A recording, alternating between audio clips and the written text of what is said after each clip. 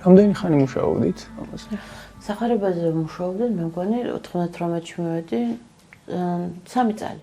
მუშაობდით, იმიტომ რომ უკვე დაწყებული იყო მუშაობა სახარებაზე, მე როცა მივედი, ის მოწინააღმდეგე შემოთავაზა 10 წლის წინ იყო უკვე დაწყებული. მე უფე დავიც ქონდა ხელით გადაწერილი უკვე მათი სახარება, მაშინ ბერი იყო და უკვე მინიატიურების დაწყებული იყო, უბრალოდ დაკონსერვებული იყო და გაჩერებული იყო 10 წლის განმავლობაში. თავიდან, ასე ვთქვათ, დაიწყო სახარებაზე მუშაობა, მის მოწინააღმდეგე მაკურთხა, რომ ჯგუფი შემეკრა, რომლებიც იმუშავებდნენ სახარების მინიატიურებზე. რამდენიმე ადამიანი ჩქარეული და გურაშვილი თვითონ ჩემთან ერთად თითქმის ფეხდაფეხ, ასე ვთქვათ, მუშაობდნენ ისინი და მე უკვე 15 კაციანი ჯგუფი შეიკრა. შეგიძლიათ გაიხსენოთ ეგ პერიოდი? როგორი იყო თქვენთვის სახარებაზე მუშაობა? იმიტომ რომ სმენია ბევრი შემოქმედისგან, როდესაც ეგეთ რაღაცა საკრალურ და წმინდასთან უწევთ მუშაობა, ეგ არ არის თითქოს რაღაცა ჩვეულებრივი სამუშაო, ცოტა განსხვავებული სამუშაოა და ხშირად არის ხოლმე, რომ ადამიანების ცხოვრებაშიც რაღაცა ცვლილებები იწყება მაგ დროს. შეგიძლიათ გაიხსენოთ თქვენთვის როგორი იყო, აი შინაგანად როგორი პროცესი იყო და გარეგანად რა ხდება? გავიხსენებ იმას, რომ ეს იყო ჩემთვის დამთხო ძალიან, ასე ვთქვათ, ესეთ პერიოდს, რომელიც სამოქალაქო ომი იყო დამთავრებული ახალი და მე ძალიან დეპრესიაში ვიყავი, მოკლედ ვთქვათ რა, ესე ძალიან ჩემს ცეცხლში არ გამჭირვებია, ფაქტობრივად ვიყავი განადგურებული სულიერად ომის გამო თუ რამე პირადი არაფერი ისეთი არ იყო, ეს იყო ძირითადად იმის გამო, რომ საქართველო იყო ასეთ ძალიან მძიმე მდგომარეობაში, შიმშილი იყო, ძმათა სისხლის რაც იყო სრულიად აუტანალი, იმიტომ რომ საქართველოს პატარა ლამაზი ქვეყანაა, რომ მასეთი არ უნდა ყოფილიყო არასდროს. არ მომხდარიყო. ამას ამ წაფრად განიცდიდით? საშინლად განვიცდიდი ამას, ჩვენ მქონდა მეწვევა ქონდა კანადიდან მე ჩემს მოყოლს და არ წავედით, იმიტომ რომ მთელი ქვეყანა იცლებოდა ადამიანებისგან, რომელსაც შეეძლოთ წასვლა და ვფიქრობდი, ყველა თუ წავიდა ეგრე, ვიღადა ვრჩებით ამ საქართველოში და არ წავედით, მაშინ უარი ვთქვით და უარი კი ვთქვით, მაგრამ კინაღავ შევეწირე, შეიძლება ითქვას სულიერადაც და ფიზიკურადაც ამ მდგომარეობას და უკვე ბოლომდე რო ხარ უკვე ისეთი დაძაბულებული რომ პირში სულიერად ძლივს გაგიდგას, მაშინ მივედი საპატრიარქოში ჩემს მეგობართან დედათებრონიასთან სანახავად და მისი უწმნესობაც ვნახე. მანამდე მისი უწმნესობას ვიყავი შეხვედრილი 12 წლის ასაკში, ჯვარი ქონა ნაჩუქარი ჩემთვის და ეს დავითი ქონა ნაჩუქარი ნუსხახოცურად, რომელსაც ძალიან რაღაც საყვარელი წარწერა გაუკეთე. და როცა მიხვედით თქვენინებით მიხვედით რამ დახმარების სათხოვნელად მიხვედით, რომ ცუდად რო იყავით, მაგიტომ მიხვედით, რამ ხსნას ითხოვდით თუ რაღაცა სიმართლე რო ითქვას, მას შემდეგ რაც მე მისი უწმნესობა გავიცანე პირველად, რა ვთქვით, როდესაც ეს ჯვარი მის ჯვარს ვატარებდი 33 წელიწადი ფაქტიურად, არც მომიხსნია. ვიცოდი რომ ეს საყდანი ყოველთვის არსებობს, თუ რაღაცა როდესმე გაგიჭირდა, შეგიძლია რომ მას ასე ვთქვათ მიხვდეთ და მის უწმნესობას ეს ვთქვათ უთხრა.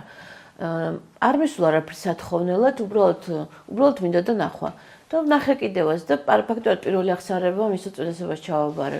უწესია ჩემი ნათლია.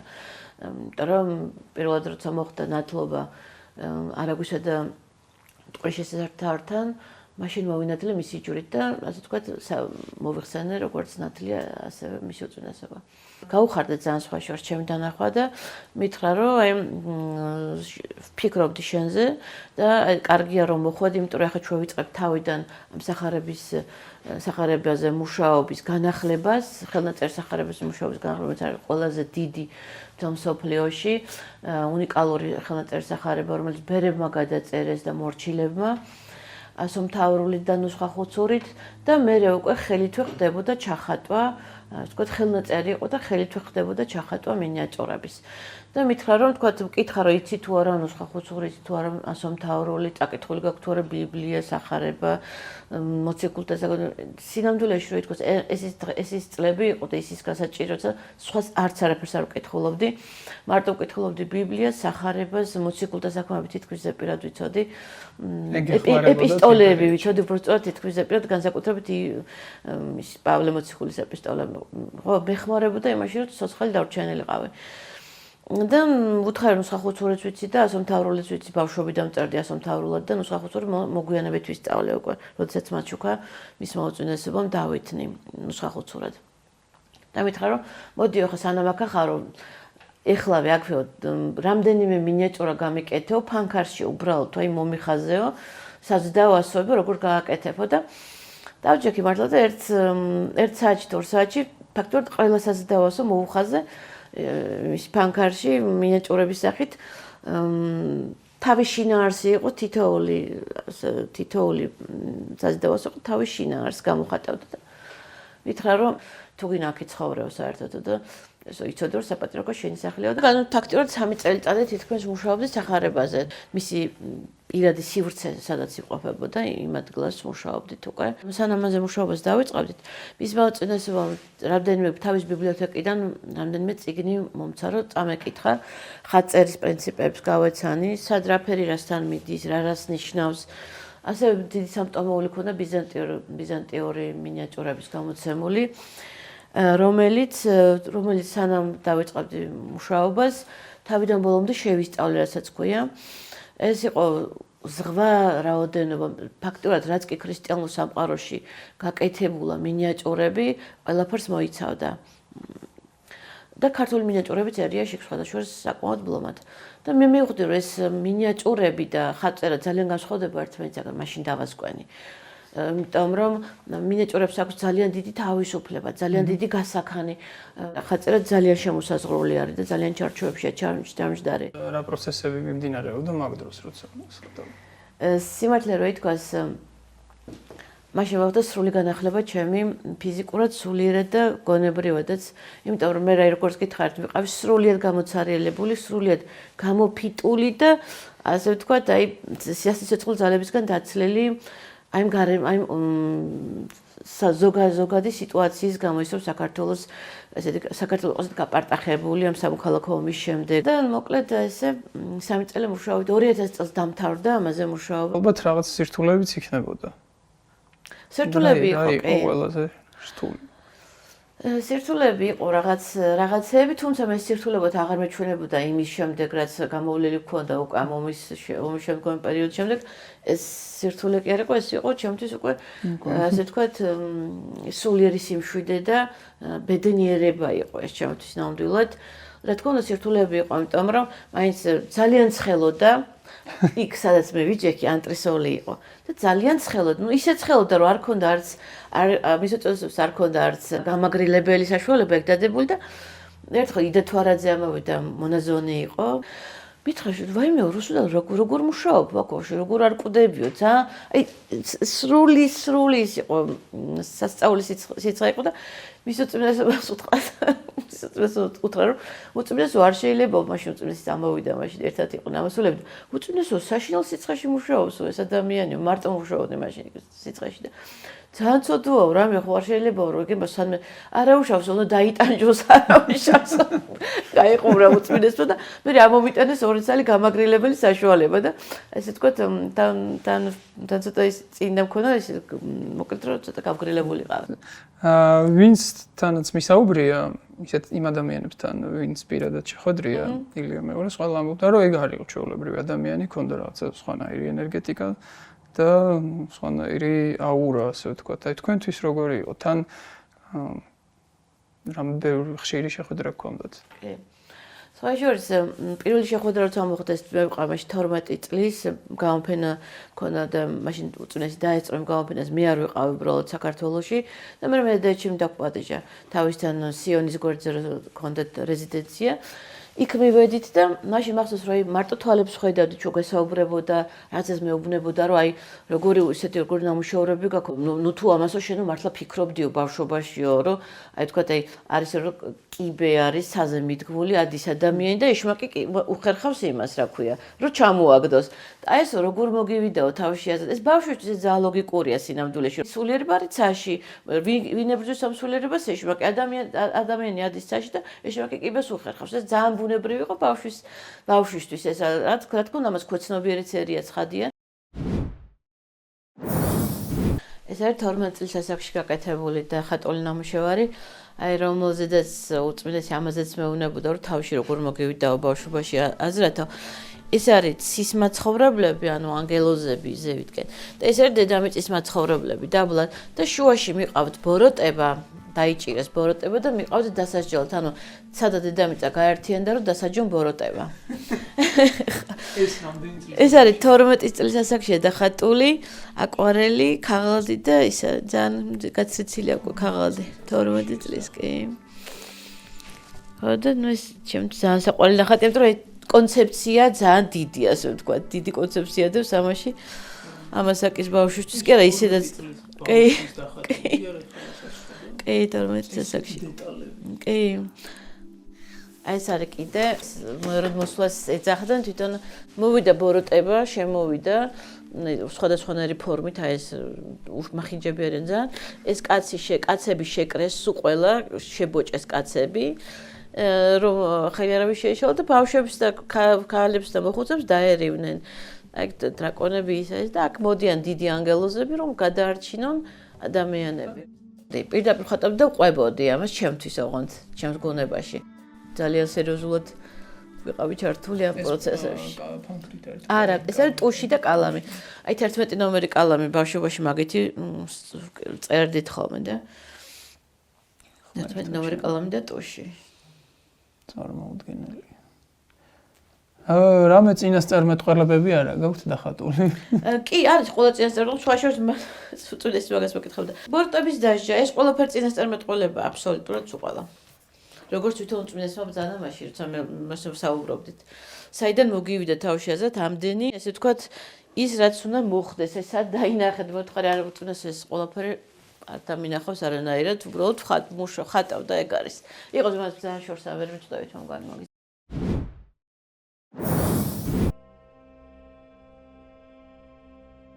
მისი უწმინდესობა იყო საოცარი ადამიანი რა.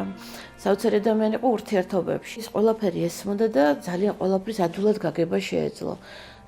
აი შეიძლება მიხვედრა, თქვა აი რა გიჭირს და შეიძლება არც გეთქვა ეს ყველაფერი და თავისით თვითონ დაეწყო ამ თემაზე ლაპარაკი რაღაცა რომ თქვა გაგაძვილებოდა, თქვა რაღაცა მieნიშნებინა ისაც გაწუხებს და თქვა რაღაცა ბუნებრივად უკვე ამ ყველაფერს თავს ართმევდი.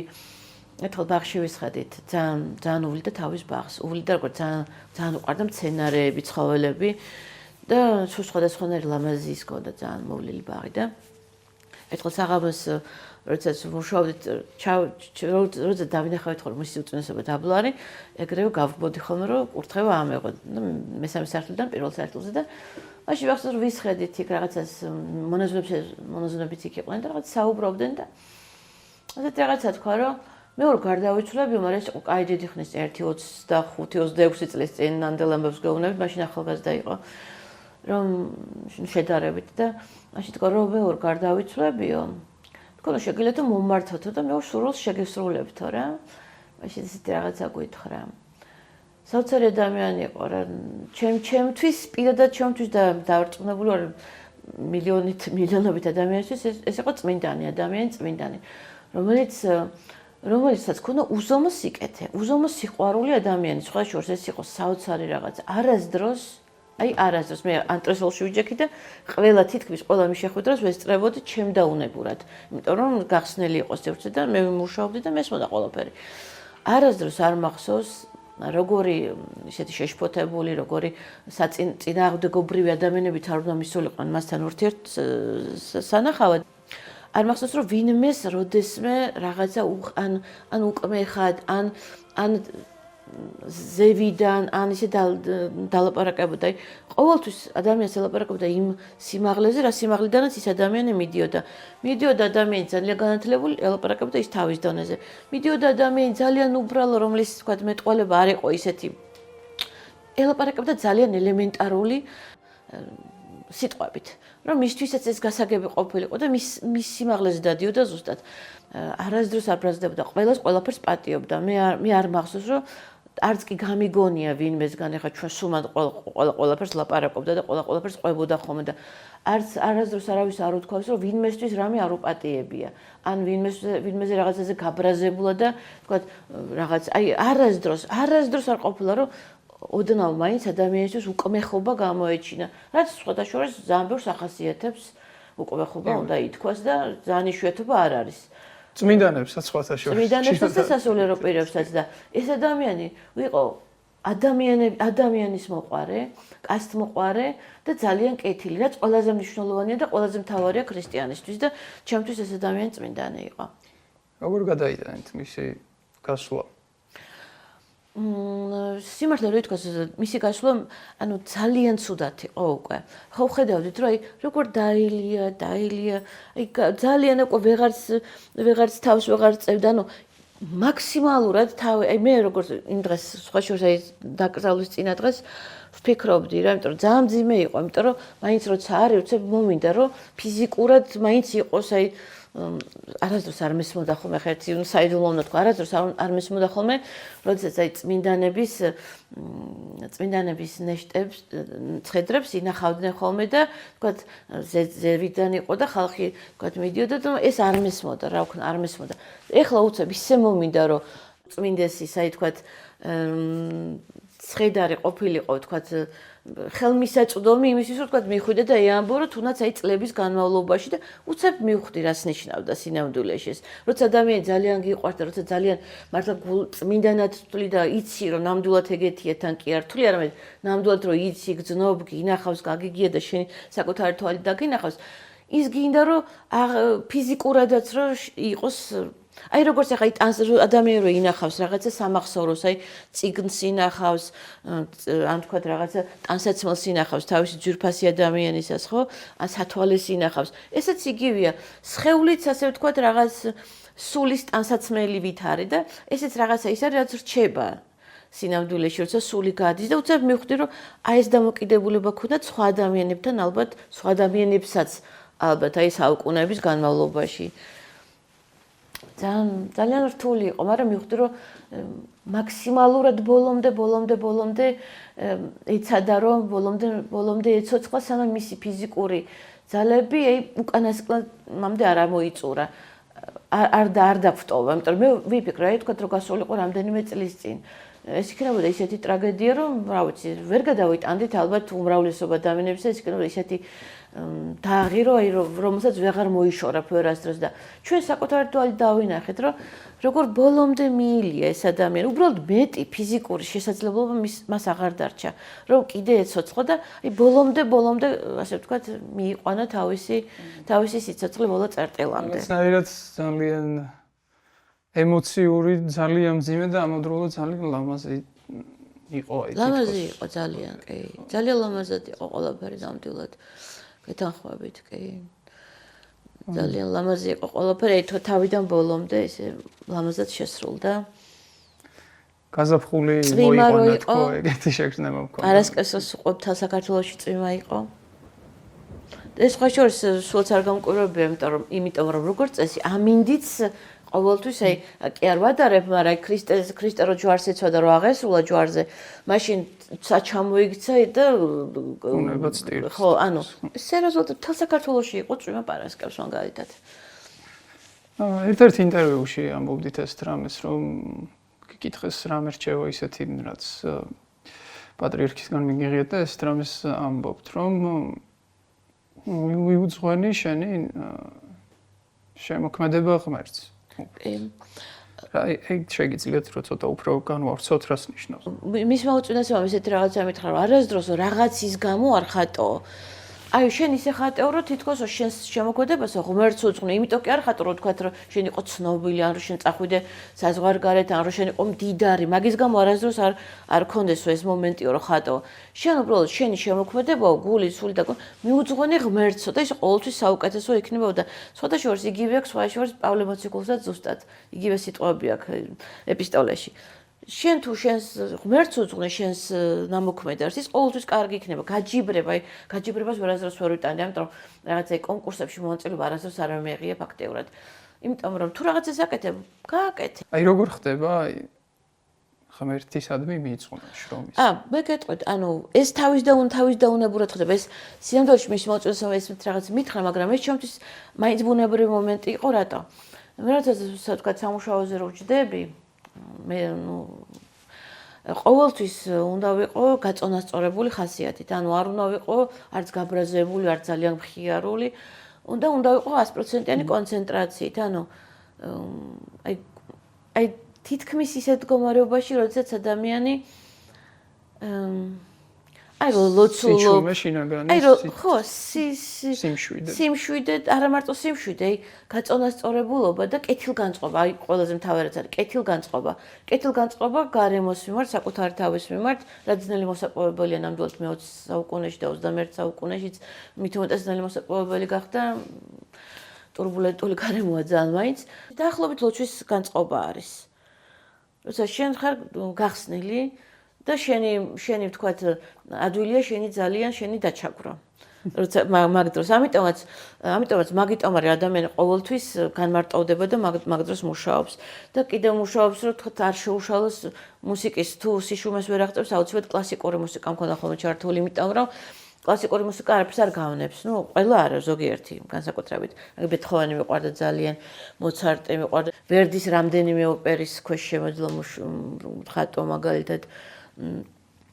ქართული ხალხური სიმღერების თითქმის სულ ყველას ქვეშ შემეძლო მუშაობა, იმიტომ რომ არასდროს არაფერს არ გავნებს. ეს შედის და გადის და ანუ იმიტომ რომ მაგ დროს ფილტრაცია არ ხდება, როცა გახსნილი ხარ და ყველაფერს იღებ. ანუ არ გაქვს ჩაკეტილობა. და თუ ჩაკეტილობა არ გაქვს, ესე იგი მაშინ დაუცველი ხარ სრულიად. და ამიტომაც არის ყველა ხელოვანი ფაქტურად მარტო განმარტოებით მუშაობს, რომ დაცული იყოს, იმიტომ რომ სრულიად გახსნილია და მას დაცვა არ ექნება, ვინმე რო იქიჯდეს, დაუცველია ფაქტურად. ამის გამო ხდება ეს. და ეს მითხრა მის მოუწინესო რომ როდესაც ესეთ გახსნილ მდგომარეობაში ხარ, ეს ავტომატურად ნიშნავს მაგას უკვე, ხო? ეგ გახსნილი კეთილგანწყობილი და დაუცველი როცა ხარ, ეგ მაგას ნიშნავს. სხვა შორის ესეთი დაუცველი და ის ქონდა ხოლმე უწმინდეს, აი როდესაც ეს განმოსვა და შემოსვა რო ხდება ხოლმე წირვის დროს, როდესაც თეთრი ტანსაცმელს კვართროაც მე ხოლმე. მაგ დროს მის უწინასებას ქონდა ხოლმე სრულიად დაუცველი სახე. სრულიად დაუცველი აი გამომეტყველება, რომ თითქოს არის აი ჩვილი ბავშვის რო გინახია მარტო და სულ მიყვარდა ხოლმე რომ მარტო აი ამდენი ადამიანი ახოვია გარშემო და როგორ შეუძლია რომ სრულიად დაუცველი და სრულიად გახსნილი იყოს ამ წუთში უდანავი დაცვაც რო არ ქონდეს თქოს ძალიან ნაზი და ფაქიზი გამომეტყველება ქონდა ხოლმე როგორც აი მარტო შეიძლება რომ ჩვილ ბავშვს ქონდეს რა. ბავშვობიდან ქონდათ ეგ მდგომარეობები? ყოველთვის კი ეს ბუნებრივი მდგომარეობა იყო და მის მოუწინესობამ რატომ ითხრა მაგ დროს როცა შეხვდა, იმიტომ მითხრა რომ მაშინ ძალიან ბევრი იწერებოდა და ჟურნალები, გაზეთები, ტელევიზია და ბავშვისთვის ეს იცოდა რომ ბავშვი და ნუ თუნდაც თინეიჯერი და თუნდაც ახალგაზრდისთვის ეს ხანდახან არის ხიბლის მომენტი და გონია რომ თავის წარმოიდგენს რომ რაღაცას წარმოადგენს, ეგ არის საშინელება. არ უნდა ეგონოს არავის რომ რამეს წარმოადგენს. ეკლესიაში სიამოვნებაში მისი უწმინდესობისგან პირველ რიგში რაც ვისწავლე ეს არის რომ რას ნიშნავს თავმდაბლობა. ეს იმას არ ნიშნავს რომ მე თავმდაბალი ვარ, მე ამას მუდმივად ცდილობ, რომ ეს არ დამავიწყდეს უბრალოდ, რას ნიშნავს თავდაბლობა. იმიტომ როგორც კი თავდაბლობა გაკლდება, მიწა გეცლება ქვევიდან, წაიქცევი, ადვილად წაიქცევი ძალიან. თუ თავდაბალი ხარ, ადამიანი ვერაფერი ვერ წაკაქცევს, იმიტომ რომ შენ იცი შენ რომ თქვათ ჯავშანი არა გაქვს ღვთის წინაშე და ღმერთმა იცი შენ რასაც წარმოადგენდა, რაც ახარ ეს ახარ და ანუ ვერ წაიქცევი. თავდაბალი ადამიანი ვერ წაიქცევა ამის თქმამდე რა. მაგრამ ხო ის რისკები არის ალბათ ადრეულ ასაკში წარმატების მიღწევას ყოველთვის ახლოს. კი და ამიტომაც მშობელმა უნდა დაიცვას ბავშვი და და თქვენთან ეგ რისკები იქნებოდა, იმიტომ რომ თქვენი ბიოგრაფიიდან როგორც ირკვევა 6 წლიდან უკვე ფაქტობრივად თქვენი სახელი ნელ-ნელა ცნობილი ხდება. 6 წელს ვიყავი პირველად 80 ნამუშევარი იყო წარმოდგენილი სხვადასხვა ზომის ხოჭურ დატვირთული ნამუშევრები ძალიან ნელ-ნელა ხვედიანმა გახსნა პირველი პერსონალური გამოფენა მე 8 წლის ასაკში ბატონ ელადო გუდიაშვილთან მისული და რაღაცა შემონახატებს რაღაც ისე არჩევდა. ანუ ძალიან ბევრი იწერებოდა, ანუ ბავშვი უნდა დაიცვა მაგ შემთხვევაში აუცილებლად რომ არ გამოცარიელდეს უბრალოდ. ბავშვი თავისთავად რაღაც ეგონება ის უკვე დამთავრებული. ბევრი მინახავს ეგეთი, ძირითადად უფრო სპორტსმენები, მუსიკოსები, მათ შორის მსახიობები ადრეულ ასაკში წარმატებას აღწევენ, მერე ბოჰემური ცხოვრება იწყება, ცოტა არეულობა ეს დიონისური თავგადასავლები და მერე დგება რაღაცა კრიზისი, მერე ამ კრიზისიდან გამოსვლა. და კი, მართალია და მაგას ვფიქრობდი ხა თქვენთან მოსასვლელად ინტერვიუსთვის რომ ემზადებოდი, ალბათ ეს ადამიანი სწორედ ქრისტიანობამ დაიცვა იმ ხიბლისგან, რაც შეიძლება ადრეულ ასაკში წარმატებას ჰქონდეს თქო.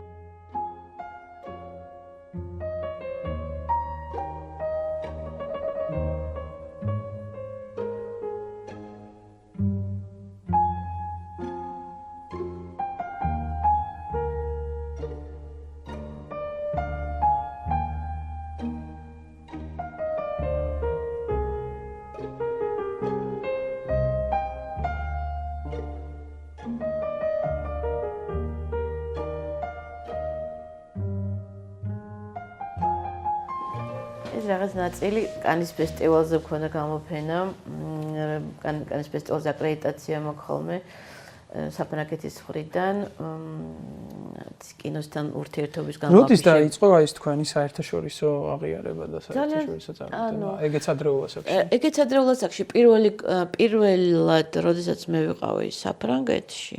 და ჩემი გამომაყოლეს, იმიტომ რომ არ ვიყავი სრულწლოვანი და გამოფენა წავიდა მაშინ. და მთელი წელიწადი მოგზაურა ამ გამოფენამ საფრანგეთში, ბოლოს სენტიორში მოეწყო დიდი პრესკონფერენცია, ქალაქის მერმა მოაწყო და მსჯელობა იყო და პატიჟე ქალაქის უხუცესები, ხელოვნებაცოდნეები, მხატვრები, ინტელიგენცია, რომ გაერჩიათ, რომ ეს ნახატი ბავშვის არის, თუ რაღაცა ძველი ხელნაწერებია, ძველი ხელნაწერებიდან არის რაღაცის და მე რადგანაც ეს იყო წლოვანების და მიხევით აი 4, 5, 6, 7, 8, 9, 12, 13 წლამდე იყო. ეს რაღაც ეს წლოვანება რახან ესე მიდიოდა და მზარდი იყო ამ დაადგინეს რომ ნამდვილად ბავშვის ნამუშევრებია და მაშინ იყო ზუსტად რომ ბატონმა გასტონ ბუაჩიძემ ვეფხისტყაოსნის ილუსტრაციების გაფორმება შეუმთავაზე, პატარა ვიყავი საკმაოდ. მართალია ის გაფორმება მე თვითონ დამთავრებული არ ქონდა, თარგმნა ვეფხისტყაოსნის 10 წელიწადი თარგმნიდა და როდესაც უკვე დავიწყე მაღაზია მუშაობა, ვიყავი 18 წლის უკვე ვეფხისტყაოსანზე და სადაც 2 წელიწადი გაგრძელდა ეს 20 წლისამ დავამთავრე. და ნუ ესე მე გამოფენები იყო, მე რა ვიცი, მე სახელოსნოც მქონდა იქ პარიზში და სუმუდმივად ეწყობოდა გამოფენები, იქ თვითონ სალონური სტილის ის იყო და ვეფხისტყაოსანს აიბოდი ხშირად ქართულ სახარებასაც უწოდებენ ხოლმე. ხო. თქვენ ახლა ნამუშევარი გაქვთ სახარებაზეც და ვეფხისტყაოსანზეც. სიმართლე როგორ არის? აი ხა გეტყვით როგორ არის? რა უცნაური რაღაცა. მე სანამ სახარებაზე მუშაობას დავიწყებდი, ჩემთვის ქონდა ლოცვები ამოკრეფილი სხვადასხვა იმიდან. ერთი იყო მისგან რა ქვია ლადო ასათიანის ლექსიდან მქონდა ერთი ამოკრეფილი, ერთი ვეფხისტყაოსნა, ღმერთო მოწყალეო არვენ მივი შენგან კიდე შენგან ვითხოვ შეწენოს რაზომსაც აქსასავლი და ერთად ძლევა ზღვათა ღელვა ღამით მავნე ამარდი თუ გადავში მსახურობ და შენ დავსხორბსო შევწირვით. ეს არის ავთანდილის ესე ვთქვათ თხოვნა ღმერთის მიმართ რომ დაიცვას. ზუსტად იგივე სიტყვები არის ფაქტიურად 90-ე ფსალმოში, დავით ფსალმონში. ანუ ძალიან გავს მართლა ძალიან გავს აი რაღაცა დამოკიდებულებებით, აი სიბრძნით, რაღაცეებით დეტალების ახსნით. ჩემს როგორ და ვეფხისტყაოსიდან მქონდა ამოკრეფილი სალოცავი სიტყვები, მაგალითად სანამ ასე ვთქვათ ოფიციალურად ვისწავლედი ლოცვებს. ჩემი სიტყვებითაც მქონდა რაღაცა ბავშვობაში და ვეფხისტყაოსნიდან ლოცულობდი. დიახ, ვეფხისტყაოსნიდან ლოცულობდი. აი ეს ლოცვა იყო ჩემი ლოცვა, მაგალითად სანამ ეს რაღაცა თინეიჯერობის ასაკში. ეს თქვენით მიხვედით აქამდე თუ მშობლების? არა, მშობლების შუაში არა, ვეფხისტყაოსანი ძალიან მიყვარდა და უცნაური ბავშვი არ იყავი სხვებთან შედარებით, ან თანაკლასელებთან? არა, თანაკლასელებთან შედარებით უცნაური არ ვიყავი. უბრალოდ არა, პირიქით სრულად არ ვიყავი უცნაური ბავშვი. ერთადერთი უცნაური, ხო, არა, ჩვეულებრივი ვიყავი ძალიან და თან ვცდილობდი რომ ძალიან სინამდვილეში ვცდილობდი რომ ძალიან ისეთი ყოფილიყავი როგორც სხვები არიან ნამდვილად, იმიტომ რომ ვცდილობდით, მაგრამ არ იყავი. არა, ვიყავი, ნამდვილად ვიყავი, გამომდიოდა ჩვეულებრივად.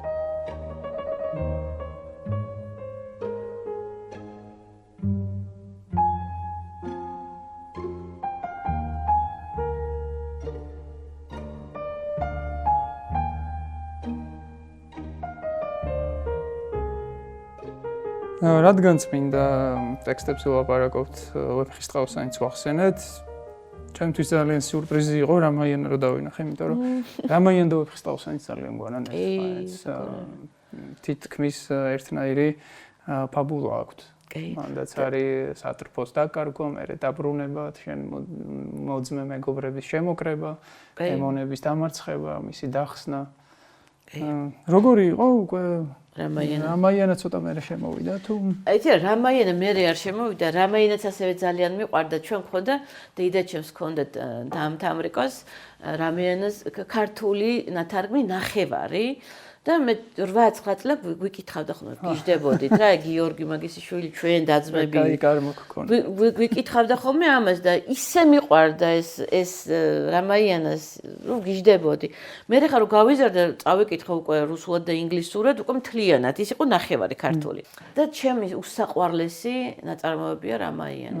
ну ფაგავად გიტაც ხო, მაგრამ ну რამაიანას ვერაფერი ვერ შეედრება, ეს აღმოსავლური მასში ყველაზე ძვირფასი ის არის მაინც. ეხლა აღმოსავლეთიდან ფაგავად გიტაც რო ახსენეთ, გამახსენდა ეხლა რომ საუბრობდით იმაზე, რომ მიუძღვენი შენი შრომა ღმერთს ფაგავად გიტაშიც დაახლოებით, ზუსტად ეგეთი პასაჟები არის, როდესაც ეუბნება უფალი მეფეს, შედეგს შენ ვიფიქრებ, შედეგი მას მიუძღვენი. გარმა იოგა, რასაც ქვია, რასაც არის ფაგავად გიტაში ძალიან ბევრი დაწერილი.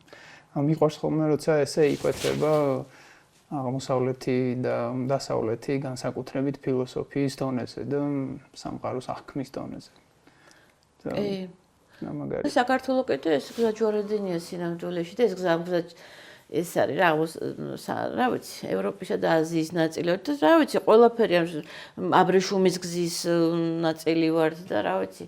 ძალიან ლამაზი ქვეყანა გვაქვს ჩვენ და ძალიან ლამაზი სინამდვილეში აი მე ხარ რომ ვფიქრობ ხო აი ქართველი ისეთი ადამიანია რა ქართველზე უფრო ფაქიზი ადამიანი მე სოფლიოში მაგალითად არ მინახავს უხეში რა თქმა უნდა ყველა ქვეყანაშია ქართულშიც არის და ყველა ქვეყანაში მაგრამ სიფაქიზე ისეთი როგორც შეიძლება რომ კაცსაც ქონდეს თავისი გულიდან გამომდინარე და ქალსაც ეგეთი სიფაქიზე მე სხვა ერში არ აღმომიჩენია ალბათ ეს სიუხეშიც ამ სიფაქიზის დაცვა არის მე კი ხო სიუხეში უხეში ნუ ახლა ყოფითი ის მე ვიძახე რომ გაწმინდო და გასუფთავ ადამიანი და ყველაზე ისეთი საკრალური რაც შეიძლება რომ დარჩეს აი ნაწილს ვიწვული ხმავდი ერთადად. ამ სიტყვას ახსენებთ ხოლმე ხშირად ფაქიზი. და ამ სიტყვას მე თქვენ ნახატებსაც შეუსაბამებდი. მადლობა. აკვარელი მიყვარს ამის გამო ძალიან აკვარელში ნახატები რომელიც ფიგურატიულიც არის და ძალიან თხელი ფენები ედება და ფაქიზია ძალიან რატომ იმიტომ რომ აკვარელში როცა მუშაობ და თუნდაც აბრეშუმზე როცა მუშაობ აბრეშუმით ძალიან მიყვარს იმას მეორე ფერს ვერ გააჭუჭყიან ეხლა ზეთში რა 500 ჯერ თუ გინდა დაადე გაგიჭუჭყიან და მეორე დაადე მესამე ტემპერაც ესე და აკრილიც ქაღალდი და აკვარელი ამას ვერ იტანს ეს რასაც დაადებ ის უნდა დაადო და ის სუსტი უნდა იყოს და ნაზი უნდა იყოს ისეთი უნდა იყოს და მთელი ამბავია მოკლედ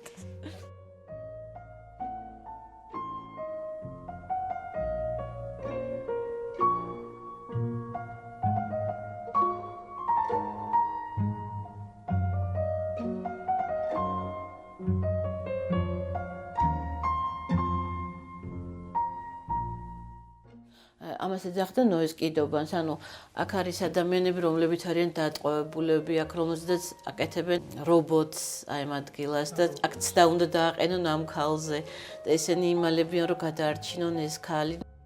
ნანაჩვენი უკვე რას იცავ, დედამიწაზე ესეთია ცხოვრება, რა. დედამიწა საერთოდ სარბიელია, კედლსა და ბოროტ შორის საბრძოლო ასე ვთქვათ ასპარეზივით არის და ნუ ყველას გვიწევს ჩვენი ბრძოლები გვაქვს ყველას დედამიწაზე და ვაი იმას, ვინც არ იცის, რომ ეს დედამიწა არის საბრძოლო ასპარეზი და ყველას თავისი ასე ვთქვათ აქ გაკეთებული საქმისაებრ მოეკითხება.